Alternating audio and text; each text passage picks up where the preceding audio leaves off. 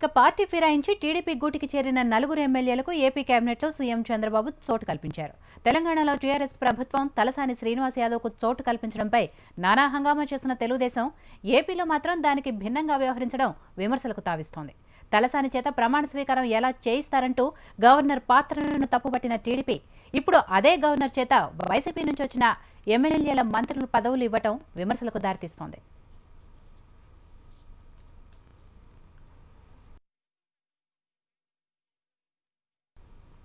ఇరవై 6 మందితో కేబినెట్ను విస్తరించిన ఏపీ సీఎం చంద్రబాబు అందులో నలుగురు వైఎస్ఆర్ కాంగ్రెస్ పార్టీ నుంచి గెలిచి టీడీపీలోకి వచ్చిన వారికి మంత్రివర్గంలో చోటు కల్పించారు.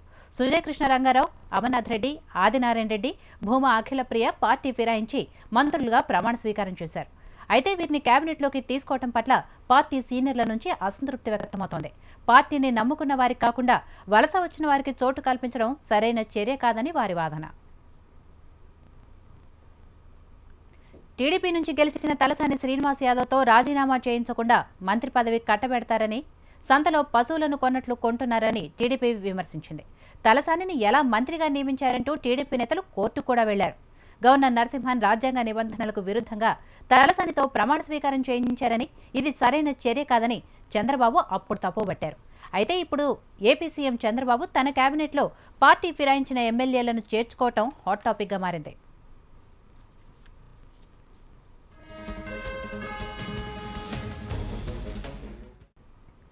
టీడీపీ అధిష్టానం తీసుకున్న నిర్ణయం ఇటు తెలంగాణలోనూ అటు ఏపీలోనూ తీవ్ర విమర్శల పాలు కానుంది.